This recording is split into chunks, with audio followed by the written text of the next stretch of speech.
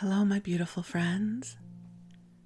I am Bleadon-Maffei with Illuminating Souls, welcoming you to this episode of Sleepy Bedtime Blessings, a podcast designed to help you rest, relax, and fall asleep, all while deepening in your connection with your beautiful team of angels who love you so. I am an angelic practitioner, a spiritual teacher, and an encourager of souls. And I have the most wonderful job ever. I teach classes and I facilitate one-on-one sessions. And I absolutely love getting to support you on your journey. I've been doing this work full-time since 2006. And one of the things that I often contemplate and feel so blessed by in terms of my business is that so many of you have been with me for a very, very long time. It's such an honor.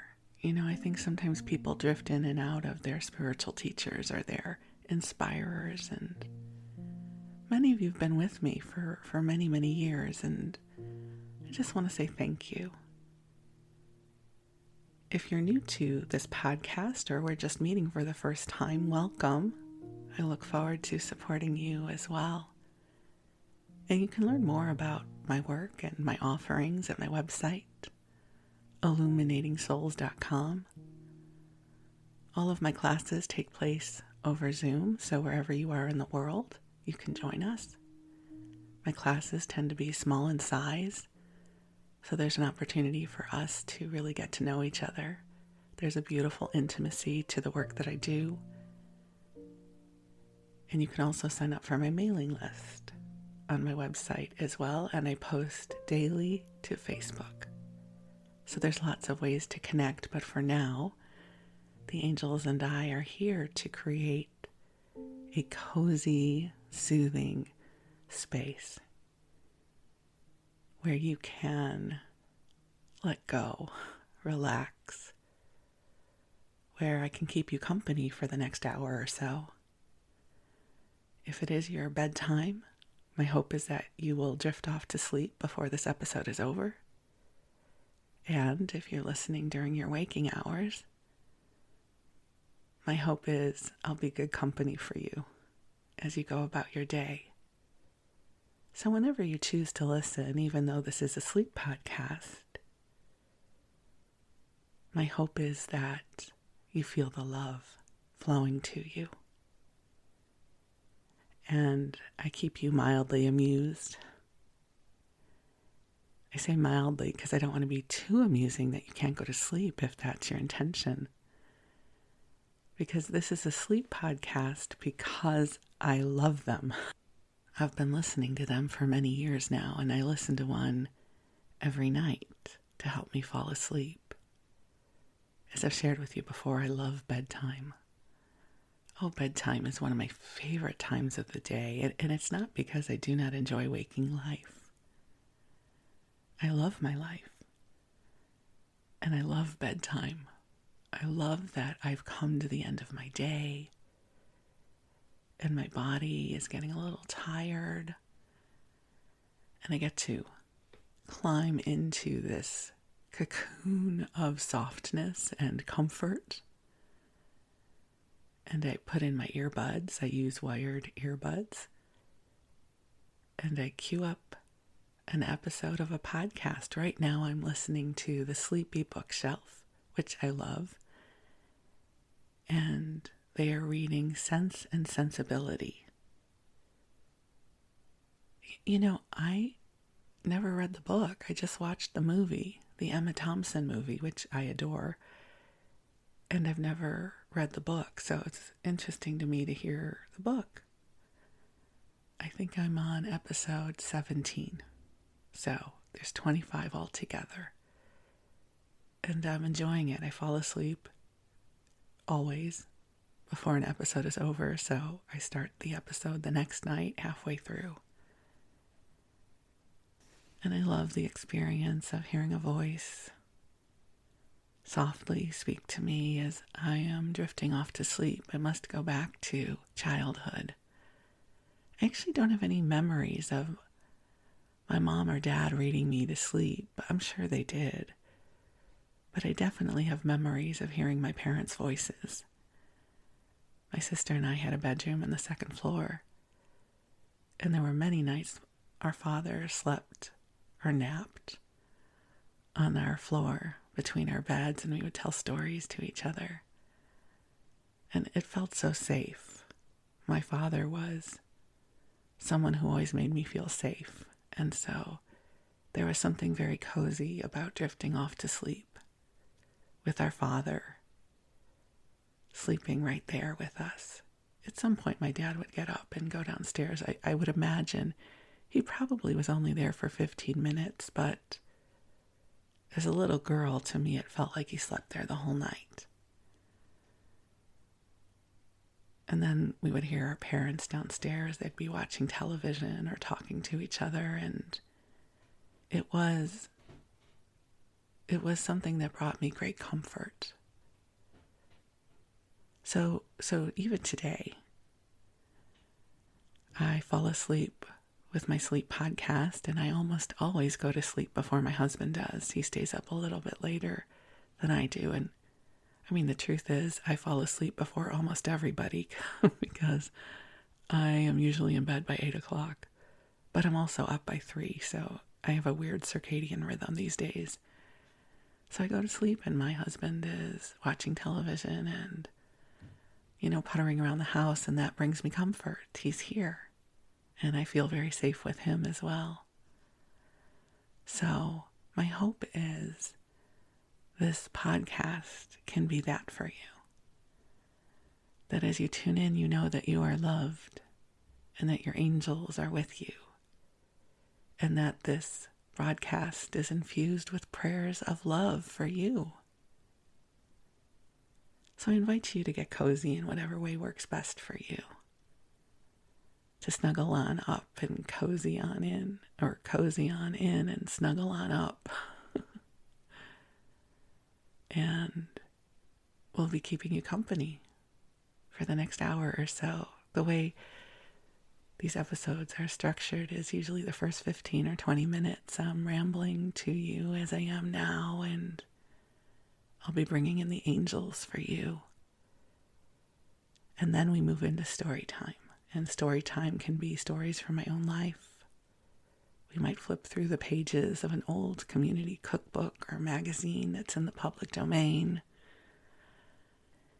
In this episode, it's going to be the favorite for many of you because you tell me this. We're going to go through the pages of an old TV guide from 1983. So lots of good stuff to share with you from this TV guide. But first, let the angels put in an appearance so that they spread a blanket of love here for you. So just take a nice deep breath in and just let it go. Whatever your it is, whatever came before this moment, just let it go. And just breathe into your center and let the angels flow their love to you. And I'm going to say a prayer blessing that invites the angels in. They're already here, but I love sharing the ritual with you. So beautiful angels on high, I invite you to join us here. And I ask that you infuse this broadcast with waves of love and healing and comfort and light in service to each of our beloveds listening to this message. And dear ones, just take a nice deep breath in, and if you have prayers or intentions you wish to share with God and the angels, I invite you to bring them into your heart. We are in an amplified energy field.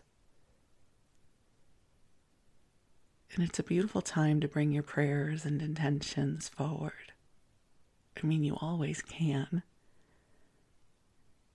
Any time of the day or night, you don't have to be in a specific kind of energy field. But I always appreciate the invitation. And we'll just breathe together for another moment or two.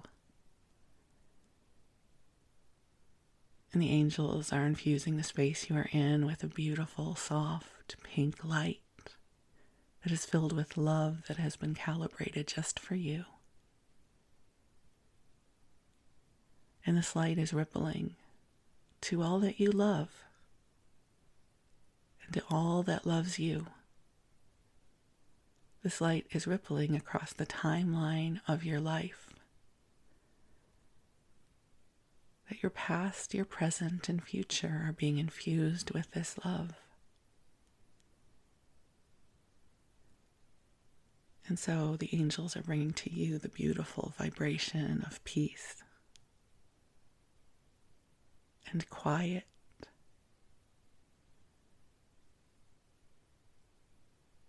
The angels are here to remind you that you are cherished and you are precious. And you are a blessing here in this world. As I record this, it is not only early morning, but very early morning. So it's still dark out and everything is quiet. It's such a great time of the morning. And it's very conducive to sleep. So I send you these beautiful sleepy vibes. I send you sweetness and goodness. And just breathe. And allow the love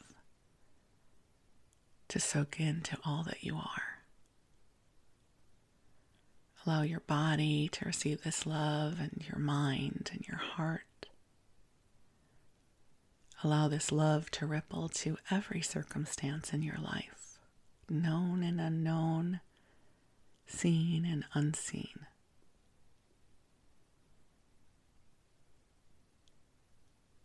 And know that this moment is filled with so much love for you. And I am deeply grateful for the gift of you.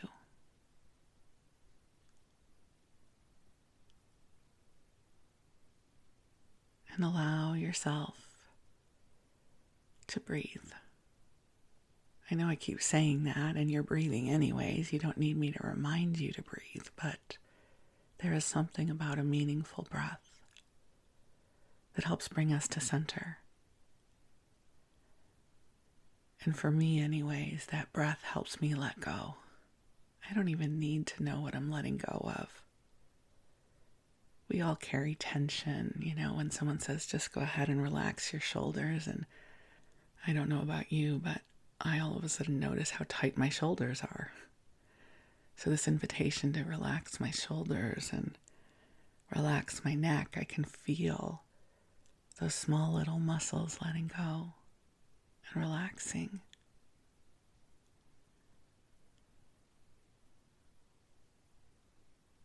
And so this is your invitation to rest, unless you're operating heavy machinery, and then please stay alert and aware. But if this is your bedtime, you can drift off whenever. I won't share anything so important that you have to stay awake. And you can always go back and listen to it later. I wish you the sweetest of dreams, and we're going to move on into story time. So this story time is inspired by a 1983 TV guide that I purchased off of eBay. And on the cover is the actors who played Greg and Jenny on All My Children, along with Erika Kane. So in terms of the actors, Kim Delaney played Jenny, Lawrence Lau played Greg, and of course, Susan Lucci, goddess extraordinaire, who played Erika Kane on All My Children. I shared with you, 5 or 6 episodes ago that I was going to do this episode for you, and then I hadn't gotten to it. And I purchased this issue specifically because of the Greg and Jenny storyline, because it was such a big part of that time of my life. My girlfriends and I all watched All My Children, and we loved Greg and Jenny. And even if you never watched All My Children and never cared about soap operas, I'll do my best to continue to entertain you. But maybe for you, Greg and Jenny were a part of your, the summer of love storylines on the soap operas, because many summers the soaps would feature star-crossed lovers who were always young on the soaps in the summer, because that's when the viewers who would be interested in those storylines were out of school. It's 1983. Many households still don't have VCRs.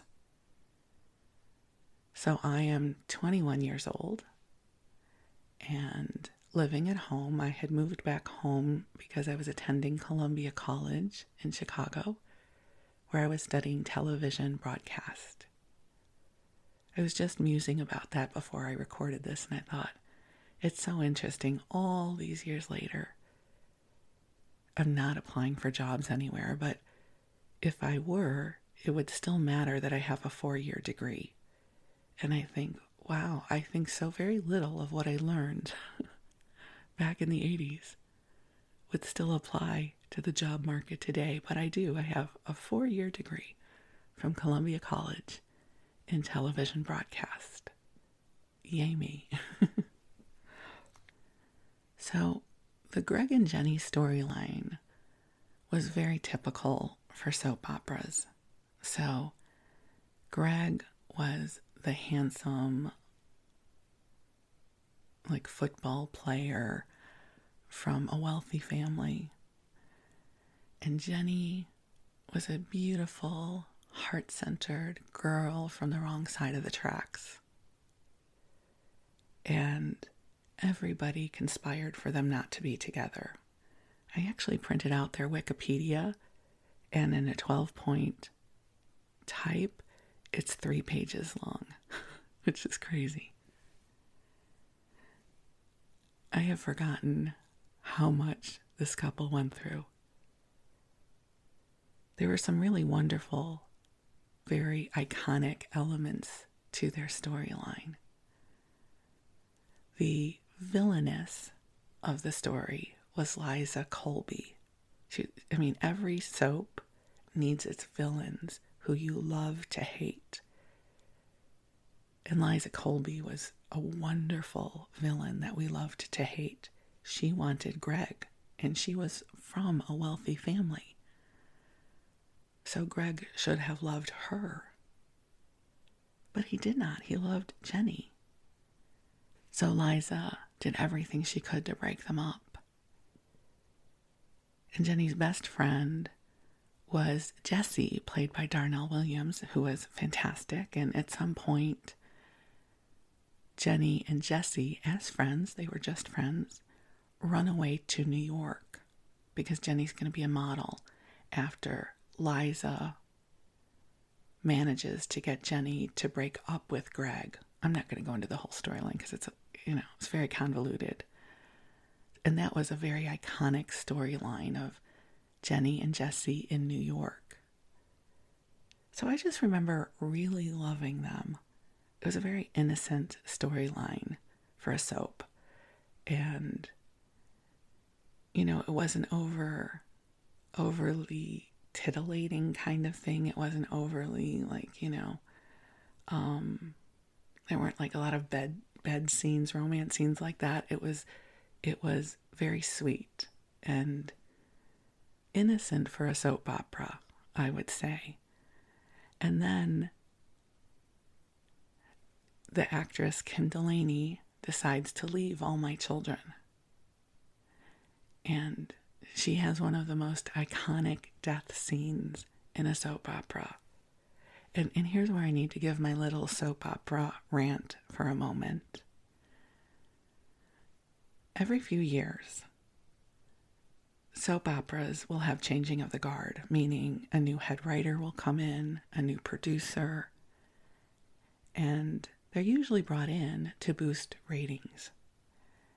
And more often than it should, they decide they're going to do their thing with a soap opera and not honor the history or the viewers of a soap. And the thing about these kinds of soaps is people watch them for years, decades. They are in relationship with these characters. They're with them day in and day out. So my opinion is, if you come in as a producer or head writer on a soap, you must honor the viewers and the characters. And more often than it should happen, they won't. So Kim Delaney decides she is leaving All My Children for Greener Pastures, which is not the name of a soap opera. It is simply a metaphor. And so they're going to kill off Jenny. Now, characters get killed off all the time on a soap opera, and a good head writer will kill them off in a way they can come back from the dead a few years later. And that happens all the time on soaps. So if someone is lost in a boating accident at sea and their body is never found, you know they're coming back at some point. They're going to recast, or they're going to wait a few years and the actor will come back. And so there's a way to do this that the character can be resurrected, literally. But with Kim Delaney's Jenny, she was with a different guy, Tony, because, she and Greg had broken up because of the shenanigans of Liza and other things, and they really loved each other. And at some point, Greg and Jenny get back together, and Tony has turned into this stalker, evil villain guy, but he's trying to be a nice guy. And they're out on some sort of, weekend trip to the lake. And Tony rigs the jet ski to explode when Greg is on it, because he's going to kill off Greg, and then he's going to get to have Jenny all to himself. But you know what happens? Jenny gets on the jet ski, much to Tony's horror, and Jenny gets blown up on the jet ski. This really horrible. I don't mean horrible like it was, graphic. I just mean a horrible storyline. So her character has one of the most iconic deaths in the soap opera world of, everyone knows that Jenny got exploded on a jet ski. And that death was a death you can't come back from. If she had fallen off the jet ski and her body was never recovered, they could have brought her back, right? She has amnesia and she's a waitress now at a town that's 200 miles away. And then somebody from Pine Valley, which is the town where All My Children takes place, sees her, but she doesn't know them. And they're going to keep this a secret. It could be a whole thing. And that storyline has actually played out more than once on a soap opera. But alas, they killed her dead. And so the only way Jenny ever reappeared on the soap opera, it was as a ghost. Not as a true apparition, but in someone's dream or something, she showed up. So just to, I don't think I have any future soap opera writers listening right now, but if you do ever move into that profession, please be loyal to your viewers who have been loyal to the soap for years, and don't kill characters dead. We know the difference. We know that if somebody falls off a mountain and no one ever finds them again, we're willing to suspend disbelief and let them come back at some point because we love the characters and the actors so much. And also, I don't really watch soaps anymore. I don't have the patience for them, and I think I've aged out. They're just, I don't know. There's nothing there for me anymore. Although I will say I did watch a few moments of General Hospital recently because Jonathan Jackson has returned as Lucky Spencer. I loved Lucky Spencer and Jonathan Jackson in that role, and so I watched a little bit of it. But it's not enough to draw me back into watching. So that's a little backstory about Greg and Jenny and why their actors are on the cover with Susan Lucci. Amazing is Erika, Kane, and All My Children on the cover of this TV guide. Okay, so now we're going to focus on this issue of TV Guide. So I don't know how much more we'll be talking about soaps, but that was a little soapy backstory. So this is the last week in February into early March of 1983. As I said, I am going to Columbia College. I do believe at this point we have our first VCR at my parents' house, which was a Betamax. We went beta because I'd heard it had a superior picture, and since I was majoring in television at the time, that is what I recommended to my parents. So we were a Betamax family, not a VHS family. VHS ultimately won the format wars. But the reason this is important is because I could now record my soap operas. So now I could watch soaps every day. God bless my parents. I don't know at what point I was watching these things, but I got to record them, for which I was grateful. So in 1983, soap operas are still a huge moneymaker for the networks. The three major networks all air soaps during the daytime. The ABC block was, I don't know if Ryan's Hope was still on the air, but it also then became Loving, so there was that. Then All My Children, then One Life to Live, and then General Hospital.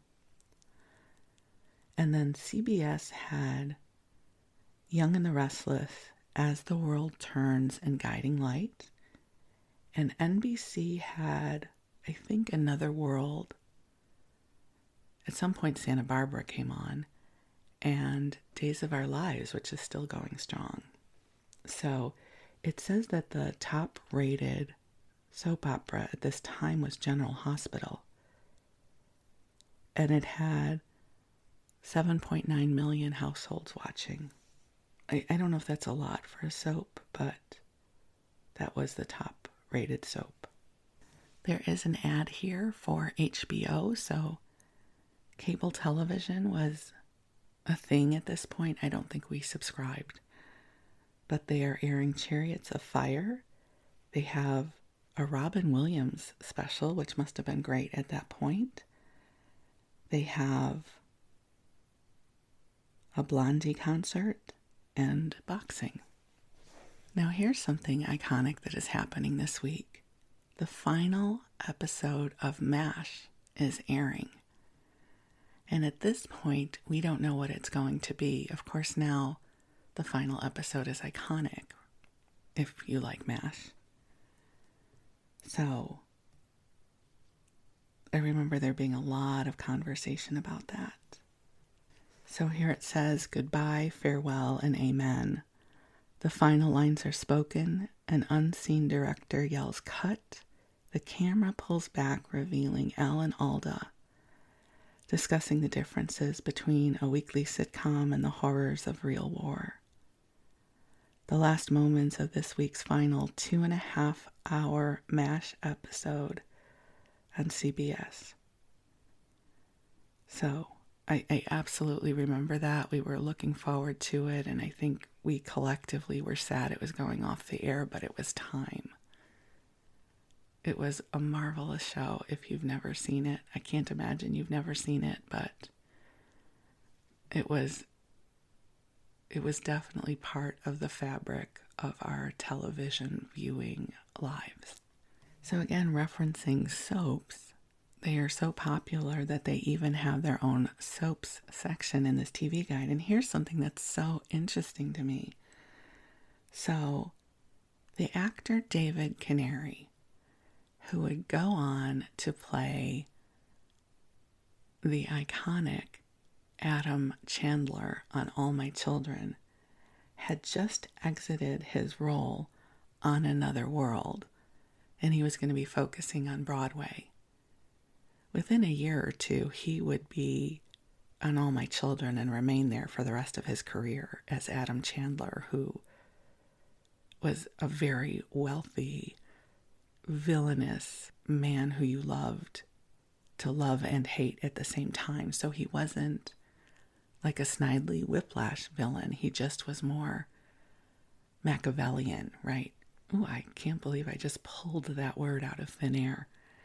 You know, he was always manipulating people. He couldn't help himself. And his character was brought on to be a foil for Palmer Courtland, the other wealthy billionaire, maybe millionaire, but it was the 80s, in Pine Valley. And also there's an article here about Stuart Damon, who played, of course, Alan Quartermain on General Hospital. And for those of you who know, you know, he played the prince in Rodgers and Hammerstein's Cinderella that aired in the 60s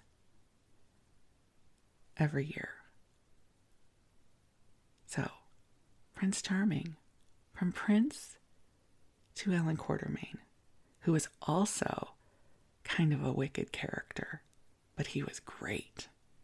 Like, people just get away with a lot of stuff on soaps, but that's what we love to see. Okay, and then they have the sports section, which I don't care. Like, I don't care. So you might, but I'm not going to read it. Let's see what else we can find. So we get to the TV listings, and the TV guide always would start on Saturdays. And being a teenager, no, I'm not a teenager. I'm a 21-year-old. Oh, even more relevant. There's no way I'm up in the morning on Saturday mornings anymore. I'm sleeping until at least noon, because I'm definitely in the age stage where I would go out with my friends. Well, I actually wasn't 21 yet. I was 20. I was a few months away from being 21, a big milestone. So of course there's all kinds of cartoons and Solid Gold and American Bandstand playing, but I'm not watching any of that. I'm asleep. If I'm not asleep, I'm probably at the mall with my girlfriends. So Saturday night, we've got Different Strokes airing. I never liked that show. Something called Wizards and Warriors, which is a new show with Jeff Conway as Prince Eric of Greystone. I don't think I ever saw that. And TJ Hooker, which I didn't care for. That was with William Shatner. And I don't remember who else. Silver Spoons followed Different Strokes. So, you know, both about children growing up in wealthy households, Mama's Family. Now, I love Carol Burnett. I could never stand Mama's Family. Definitely wouldn't be watching that. Now, the Love Boat Fantasy Island doubleheader is still on, but I think at that age, I didn't care anymore. When I was younger, I watched them, but at this point, I'm too cool for them. But on this one, we've got a judge, played by Esther Roll, is summoned to help April Lopez, played by Charo, who always showed up on these shows, who is leaving the U.S. because she's afraid to take the citizenship test. A new steward, played by Greg Henry, locks horns with the abusive son, Michael J. Fox, of wealthy parents, played by Barbara Billingsley and Don Porter.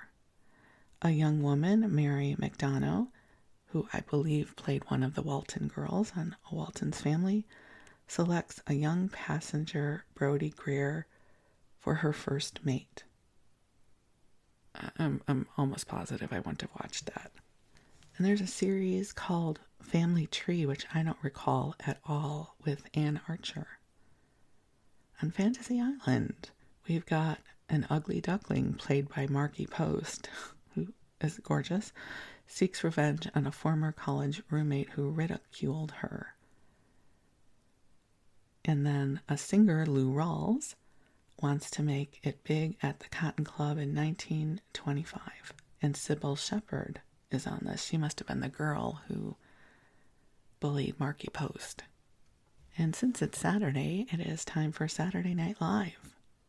So Jeff and Beau Bridges host together, and Randy Newman is the musical guest. I don't know if this is the time when Short People was a hit, or if it was beyond that. So I don't know what he'd be singing, but this is the version of Saturday Night Live where Eddie Murphy is in the cast with Joe Piscopo, Tim Kazurinsky, and Mary Gross. I remember that era. And then it looks like there's nothing good on in the early morning, although Taxi Driver's on, which I wouldn't have watched, but that's a pretty good movie to be on at 12:30 in the morning.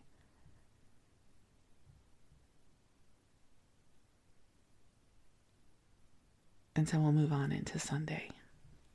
And I'll also just have to say how, like, Sundays were just like Death Valley of programming. Like, there was nothing on that I wanted to watch, but now we had a VCR. So now I could watch a whole week's worth of soaps, or we could watch a movie. We're now entering the era where we can choose our programming. And this is a game changer. So now it didn't matter if there was nothing on. We could have recorded things and watched them later, which gave us a lot of freedom. And can I just share with you what I mean by sort of like Death Valley of programming? Here's our choices. We have boxing. Okay, 20-year-old me doesn't care. We have golf. I care even less about golf. Soundstage, which was never playing any music I cared about. Sports World has, let's see who's in this. It looks like it's more boxing, of which I care about none at all. Part 2 of Walking Tall, the movie, which I wouldn't have watched. The Wild World of Sports compete in the, they have the Ironman Triathlon. I really don't care. We've got a John Wayne Rock Hudson movie I wouldn't want to watch, although I will say now in 2024 my husband would be delighted to find that on television. He's so cute. I love him. Oh my God, there's more boxing. This is like a whole day of boxing. And then we move into the political shows. Inside Washington. My parents loved those shows. I didn't care. The kinds of television shows that are on at this point is something called Voyagers, which I don't remember. Ripley's Believe It or Not. 60 Minutes is on. Well, okay, as I've shared with you before, 60 Minutes was a must-watch in our household. Not for me, but for my parents. Nothing would have ever come on that would allow us kids to win watching something else in that time slot. 60 Minutes always won. So, shout out to my parents. But you know what is? Oh, also Chips is on later in the evening. Archie Bunker's Place, Matt Houston. But the thing I got excited to share with you is they're airing the movie 9 to 5, which was such a good movie, of course, with Lily Tomlin, Dolly Parton, Jane Fonda, and Dabney Coleman. That was such a good movie, and it's now airing on network television. I'm sure we watched this. I don't know that my parents would have seen it in the movie theater, so I'm sure this is the kind of movie, if they hadn't seen it, I would have said, we have to watch this. You guys are going to love it. It's like 9 to 5 is the kind of movie you could show to anyone of any age and they would enjoy it. Airing opposite of this is what looks to be a horrible movie called Cocaine, One Man's Seduction, with Dennis Weaver, Karen Grassel, Pamela Bellwood, and I can only assume a very, very young James Spader. I think James Spader is probably right around my age, so again, probably 20 years old, 21 years old at that point. Oh my God, A Wealth of Riches, the other thing that's airing. Okay, the other thing that's airing is the world TV premiere of a movie called Starflight, The Plane That Couldn't Land. Oh, this is fantastic.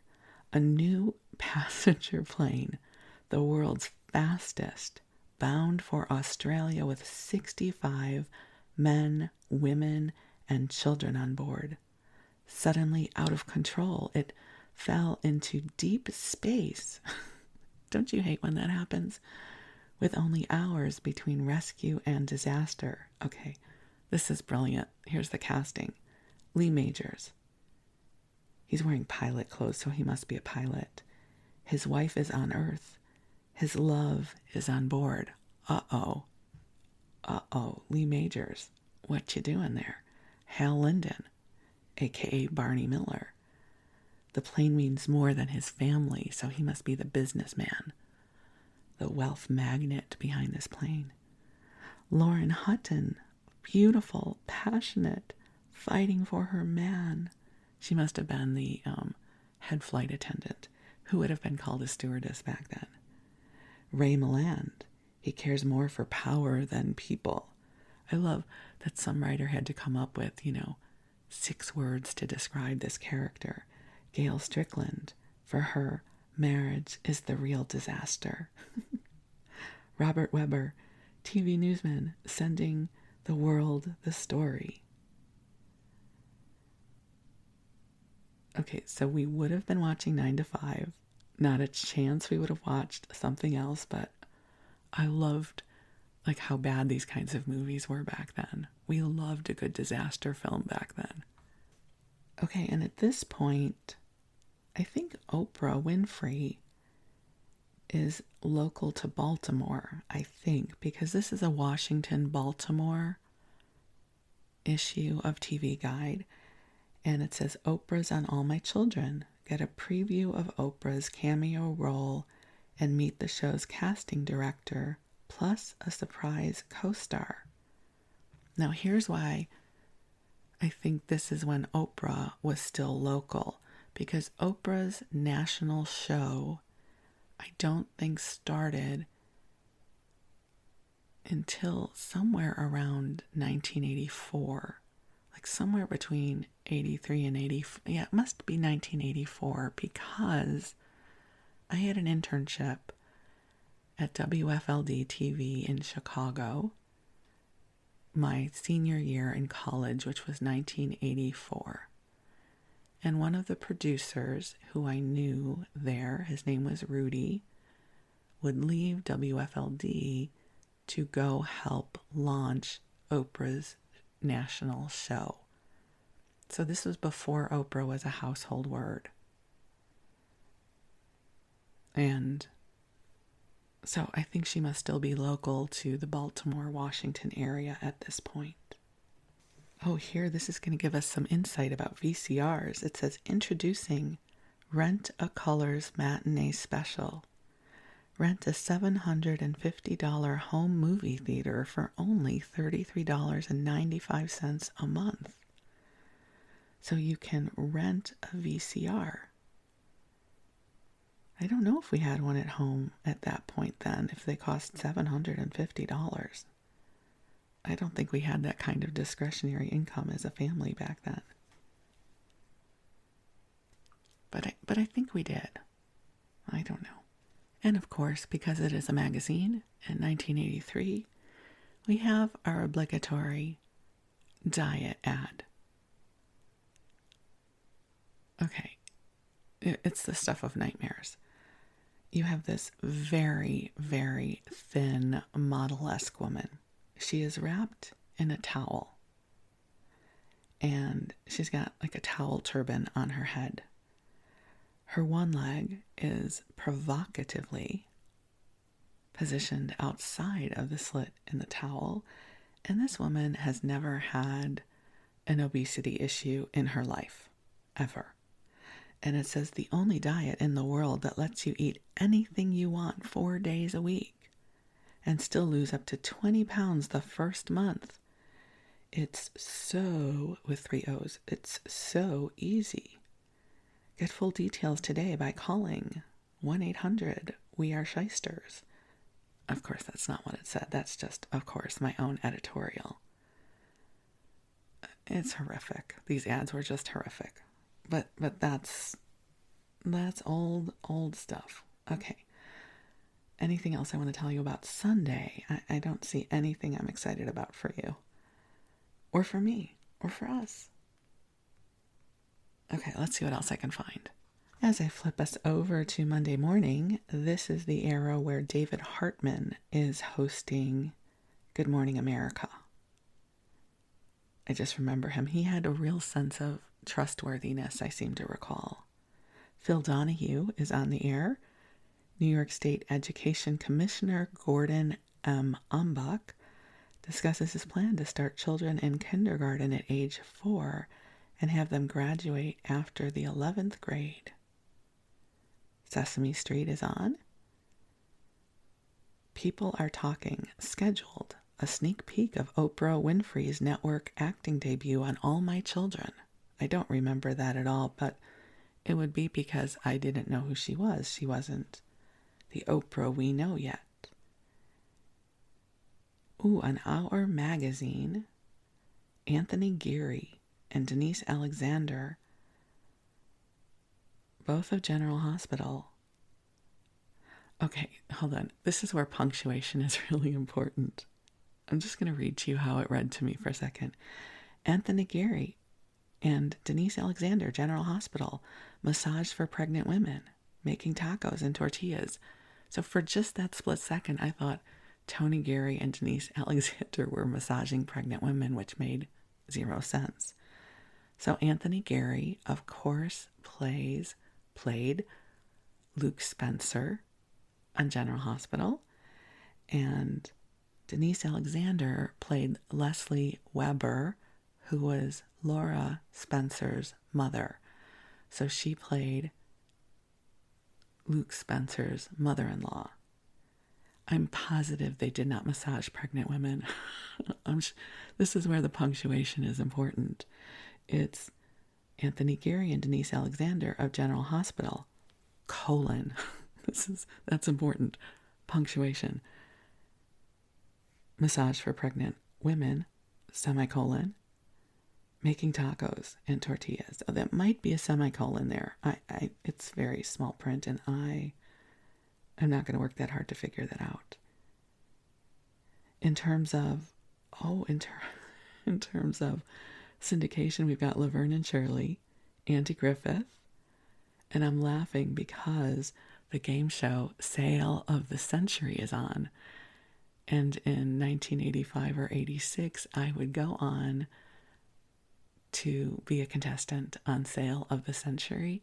And there's a whole episode of Sleepy Bedtime Blessings about that. Just search for my game show adventures and you will hear all about it. And I did not win anything other than their parting prizes of Echo Bakeware and a year's supply of artificial sweetener. But what are you going to do? I was on TV, so it was awesome. Okay, and I'm just quickly looking through what's on in the daytime. Aerobicize. This was the era of aerobics. Jane Fonda aerobics, high-cut leotards, aerobicize. Oh, this was not a good era for me. I do not have a leotard-friendly body type. And we didn't know about yoga pants back then. So that was a whole thing. Oh, and good. Here's another thing about dieting. This is going to be for a TV story on the local news. It says The Battle of the Bulge. And there is a photograph of a very overweight man with a very short tie and, like a long sleeve dress shirt, trying to pull his belt around his very large belly. I mean, I hate these tropes. Like, this is terrible. For years, you've been fighting those unwanted pounds and inches, but now, amidst all the fad diets and exercise programs, medical specialist Dr. Mary Mordern brings you a weight program you can live with. Yeah, I'm sure that worked. Thanks.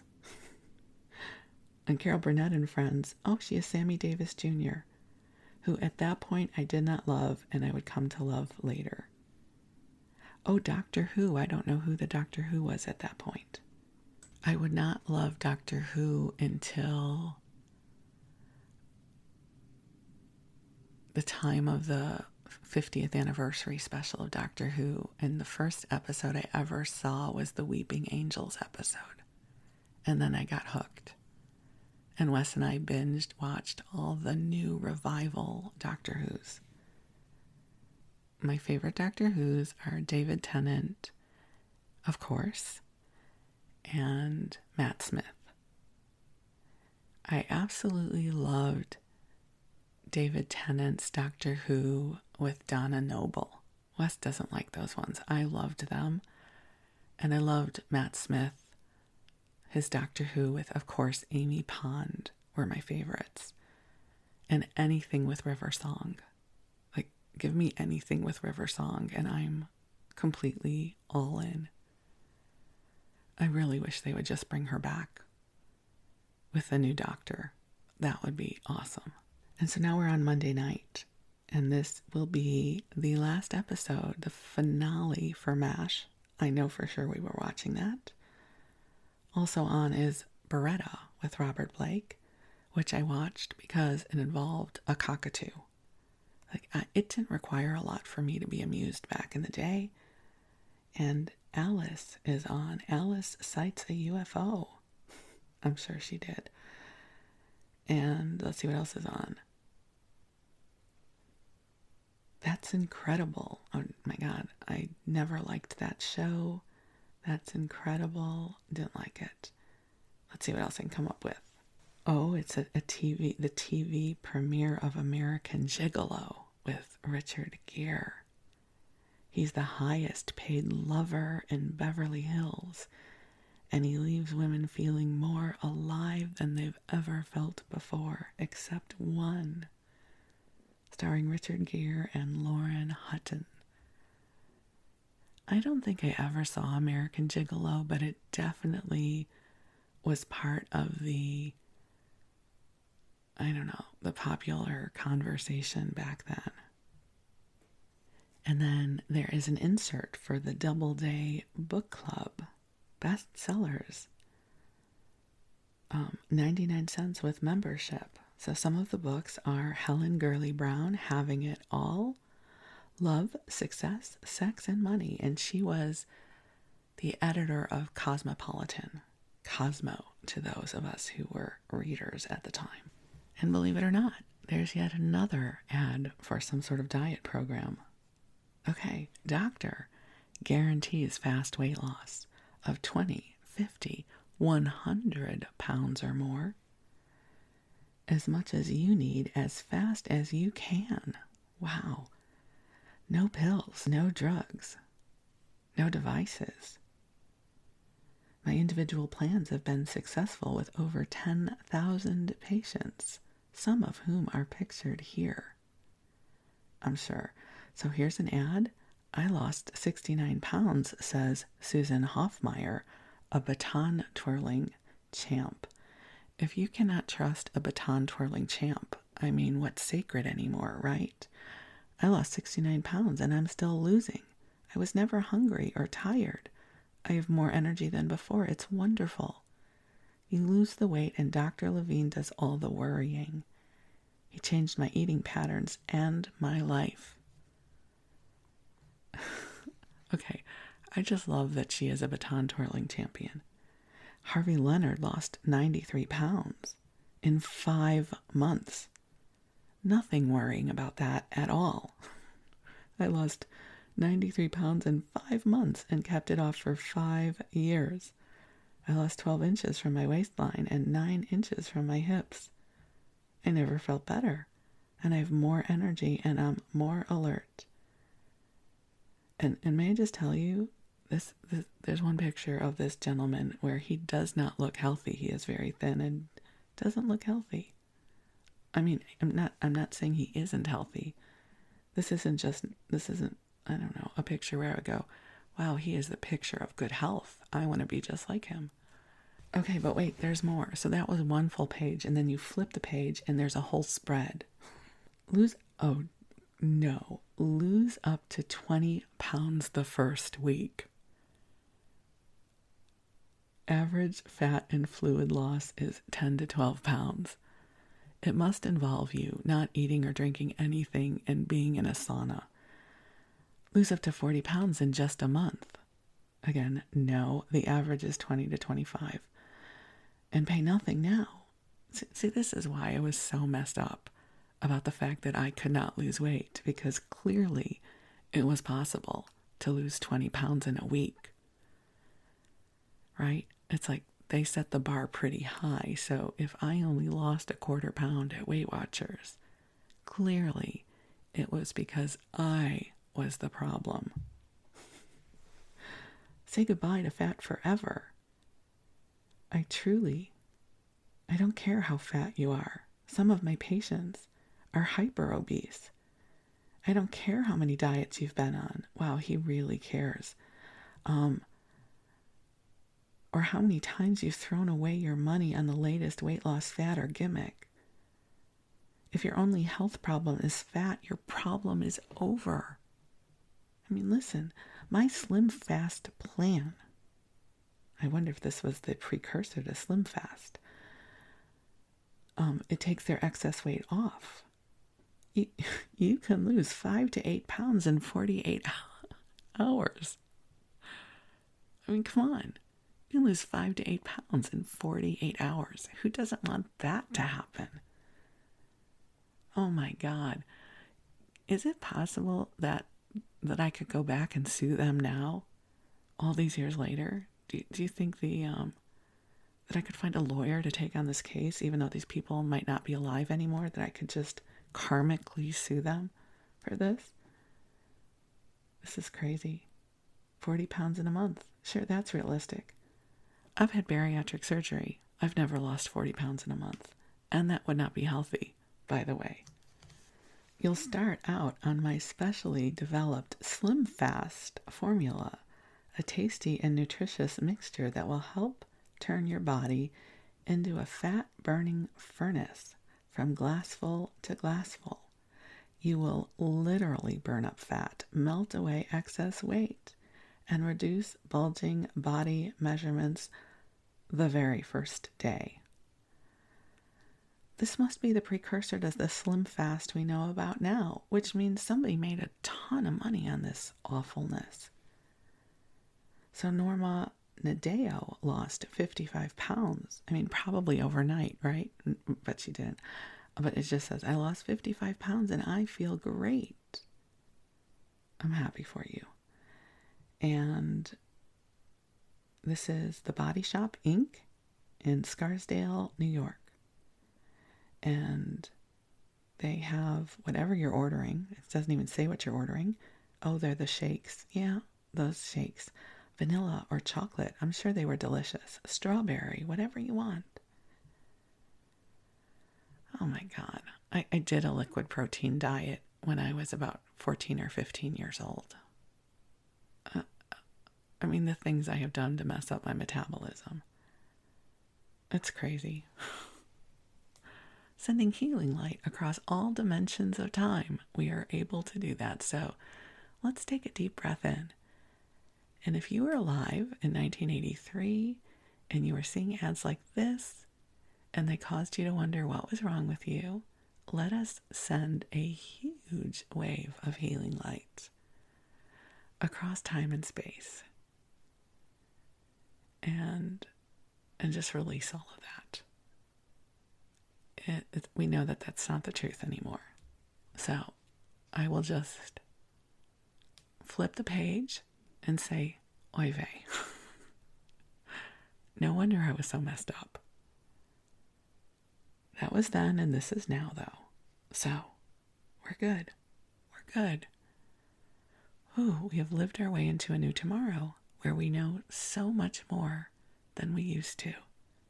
I wish I could take my understanding, my compassion, and my knowingness and send it back in time, which I kind of can, right? Because it references how I hold those times in consciousness now with so much compassion for the expression of me that was struggling so deeply back then.